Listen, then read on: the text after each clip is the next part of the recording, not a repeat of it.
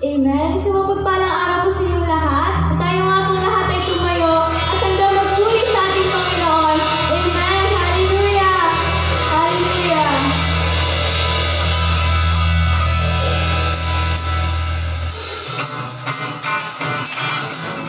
Tayo nga po ay pumalakpak at sumayaw.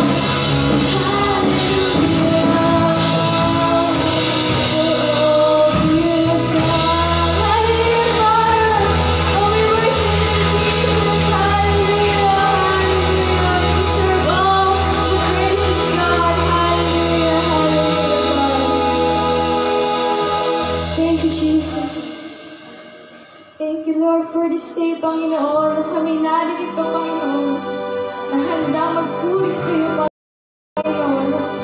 Lord, prepare our hearts, prepare our minds, Panginoon, as we worship you, O God. Hallelujah, God. Hayaan mo nga po, Panginoon, let there be restoration in the mighty name of Jesus. In Jesus' name, O God. And let our hearts be filled with your love and your presence, O God. Hallelujah, God. Patuloy kami, Panginoon,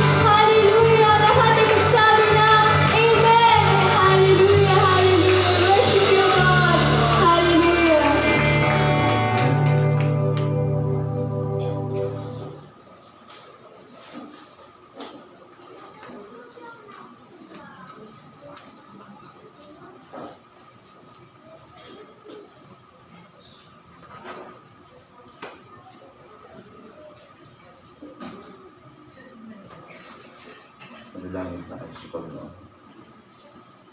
Dakilang Diyos ngayon kung umaga at tuloy kami nagpapakumbaba sa iyong harapan.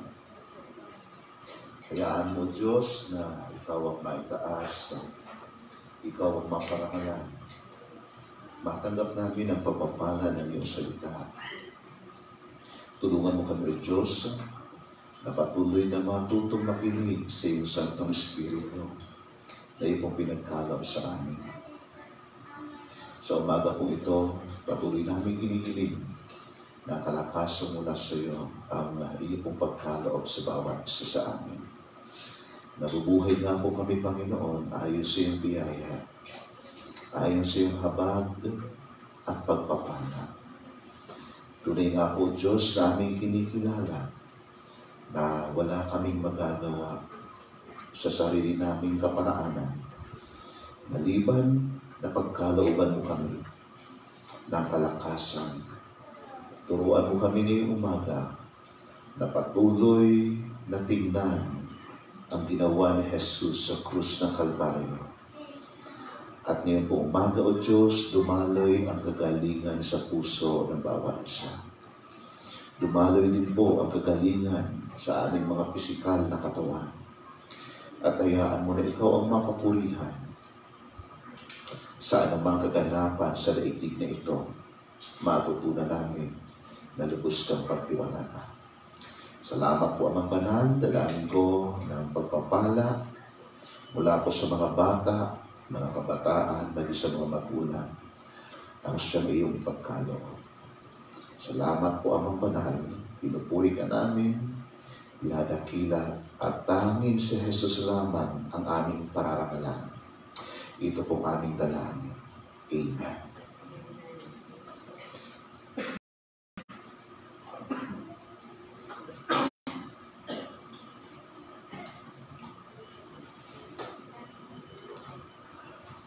Kamakailan po, mayroon akong picture na nakita. Maaring ang ilan sa inyo ay pamilyar sa song na yung Agnus Dei. Ang song na ito ay halos sumikat ng lalo, no? Sumikat siya dahil sa isang bata na sumali sa isang kompetisyon sa Latin America, I think sa Brazil. At ang batang ito ay si Jotam. Sino pong nakakakilala sa kanya? Okay. So, ilan pa po ang nakakakilala kay Jotam? Halos kung pakikinggan niyo yung song niya, tuwang-tuwa yung mga tao sa loob na parang nagkaroon ng praise and worship sa loob ng auditorium. And halos makapanindig balahibo yung kanyang inawit na Agnus Dei. Subalit, kamakailan, isang picture ang pinagtabi nung panahon na siya'y umawit na ganoon na napaka-ignorante ng batang ito. At isang picture kamakailan na ang lumabas na halos kakulay black and he is promoting homosexuality. And sa isip ko, ano ang nangyari dito? Nakalagay sa isang caption na hindi garantiya ang panahon na kung paano ka nagsimula doon sa magiging wakas. Sapagkat ang pinakang garantiya sa buhay ng bawat mananampalataya ay ang pananatili sa Panginoon. Pananatili sa Kanyang presensya, pananatili sa Kanyang salita, kung paano natin ito'y pinamumuhay sa araw-araw. Isang nakakalungkot kung atin pong titignan ang kanyang history at sa kasalukuyan kung sino siya. Minsan naging kasangkapan ng Diyos at ngayon ay kasangkapan ng daigdig. Hindi natin maaaring isisi sa impluwensya sa paligid, sapagkat dumating ang panahon na maaaring nakatayo nga siya sa harapan, subalit ang kanyang nasa puso ay ang atensyon ng mga tao at hindi ang pagpupuri pagsamba sa Panginoon. At ito na rin ang naging dahilan upang mahatak siya pabalik sa daigdig. Bilang mga mananampalataya, tinawag tayo ng Diyos upang maging ilaw ng sanlibutan ito.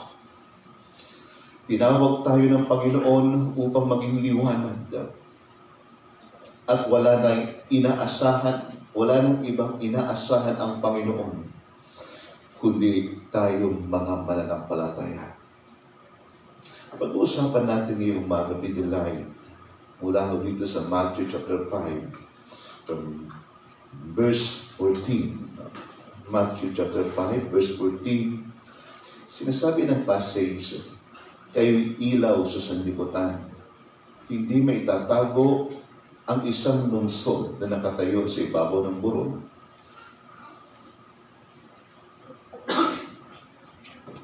Alam natin na ang layunin, bakit mahalaga ang liwanag mula sa ilaw.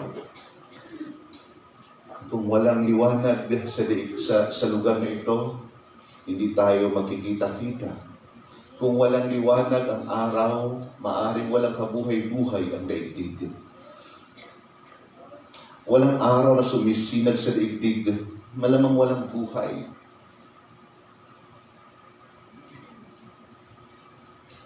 Halos kahapon, inantay natin na magkaroon ng kuryente. At napakahalaga ng liwanag. No. Kapag gumabi na, so hindi tayo magkikita-kita. Sa daigdig na ito, kung wala tayong liwanag, ang kasamaan ay patuloy na lalaganap. Madalas nagaganap ang kasalanan sa dilim. Madalas ng kasalanan ay nagaganap sa dilim. Ang mga imoralidad ay ginagawa sa kadiliman. Minsan tayong naging biktima o minsan tayong na-involved sa kadilimang ito. Subalit sabi ni Apostol Pedro, tinawag niya tayo mula sa kadiliman tungo sa kanyang ginagilalas na kaliwanagan. And praise God. Ang bawat isa sa atin ay magsisilbing ilaw, liwanag. Minsan nasa kadiliman, subalit tinawag ng Diyos upang magliwanag sa daigdig na ito.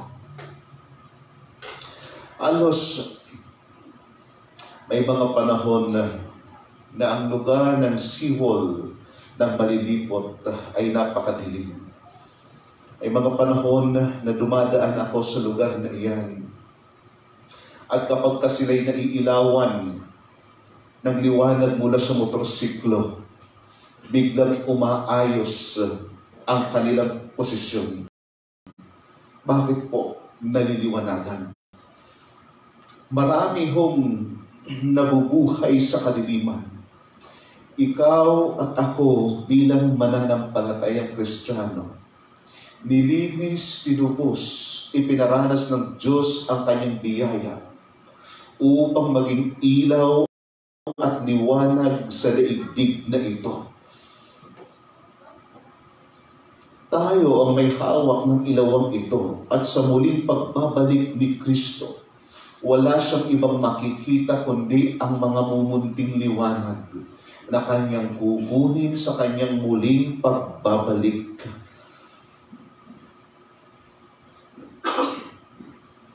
Bilang mga mananampalatayang Kristiyano, dapat lang tayong maging liwanag ng daigdig na ito.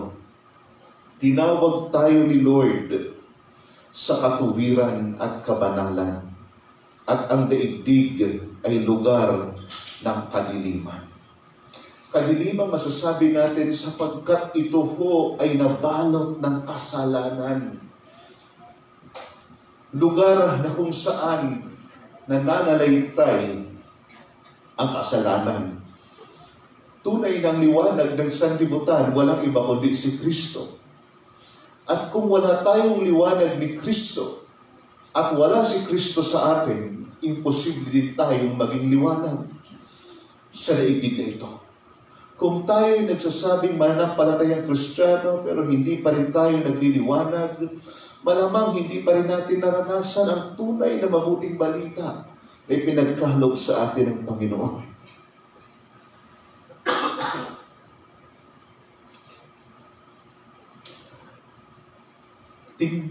Tingnan po natin ang sinasabi ni Apostle Paul at babala kay Timoteo.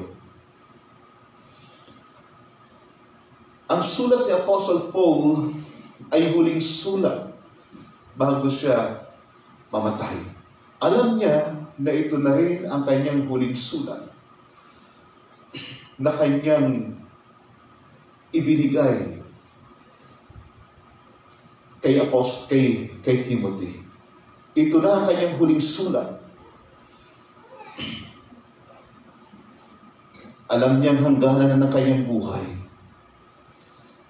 Kaya sabi niya 2 Timothy chapter 3 verses 1 to 5. No? 2 Timothy chapter 3 verse 1 to 5. Sabi niya,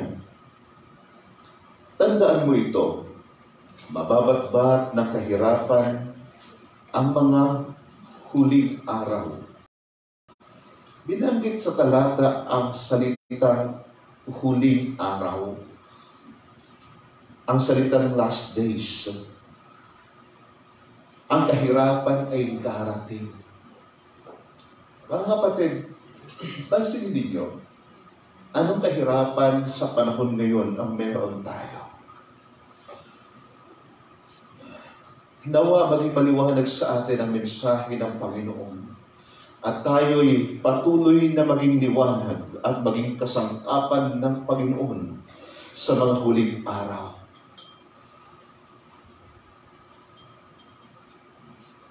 Pansinin po natin, halos kamakailan nag-uusap-usap kami ng ilang mga kapatid dito sa church. Sabi ko, masyadong napakabilis ng panahon. Napakadali ng mga oras. Linggo pa lang nung nakaraan, eto na naman, linggo na naman ulit. Hindi ako excited pagka Sunday. Kundi sa kadahilanan na napapansin ko masyado mabilis. Kagagawa ko pa lang ng message, ng sermon, eto, another Sunday ulit. And yung Daily Mail ay naglabas ng isang papers o article na sabi doon, masyadong napakabilis ng ikot ng daigdig ngayon kumpara noon. Ang Biblia naman mayroong sinasabi na kung hindi padadaliin ang mga araw, walang maliligtas. So, hindi lamang pala haka-haka na mabilis ang panahon bagkus isang katotohanan. Makikita rin natin kung paanong ang kasamaang moral ay masyadong matindi sa panahon ngayon. Kaninang umaga, yung isang Facebook page ng isang apologist, local apologist natin dito sa Pilipinas, nagkaroon siya ng response sa isang teacher sa school. At ang nakalagay doon sa article na yun, na kanyang inilabas niya yung kanyang rebuttal doon sa message, sa teaching ng teacher, no? I think Bustos yung apelyido, na ang nakalagay doon ay i-normalize ang sex sa mga hindi pa mag-asawa. Isang influencer, isang teacher sa kanyang mga mag-aaral at nakapost yun sa Facebook account niya. Subalit, ito ho, nagkaroon ng response doon itong kapatid na ito. at inisa-isa niya. Anumang hindi sang-ayon sa salita ng Diyos ay kasalanan. At hindi natin maaaring i-normalize ang kasalanan. Ang kasalanan po ay abnormalidad. Sapagkat yung creation ng Diyos ay perfect. Walang bahid ng kasalanan. Perfect yung creation ni Lord.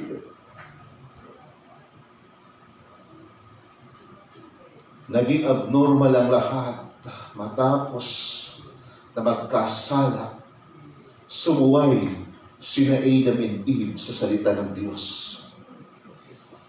Ngayon, pansinin po natin, difficult times will come in the last days.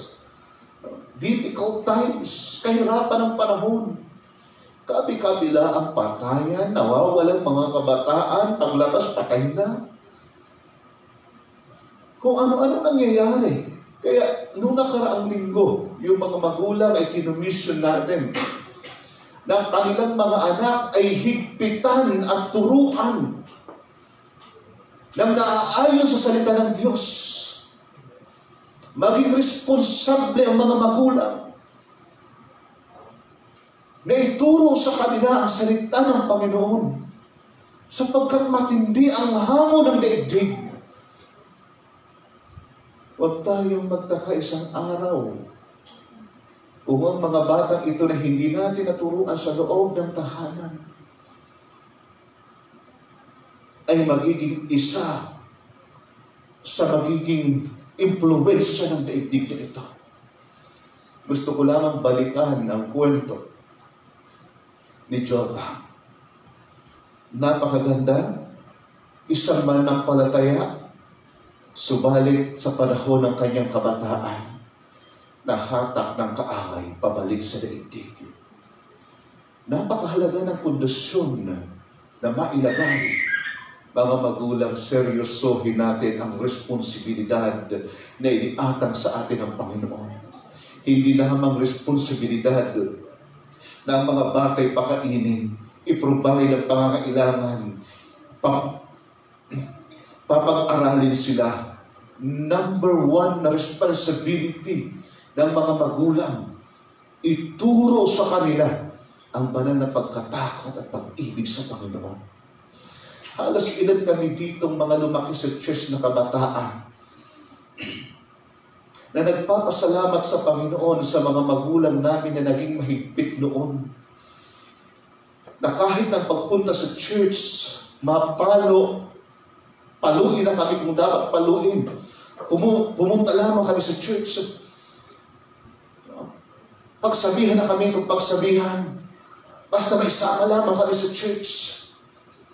Ngayon, kami mismo ang magsasabi na salamat sa mga magulang namin na naging mahigpit. At ito kami ngayon nananatili. Nandito pa rin kami ngayon naglilingkod sa Panginoon. Bagamat iilan po ang magulang na narito, subalit gusto kong bigyan diin ang katotohanan ito. Responsibilidad ninyo na ituro sa mga bata ang salita ng Diyos.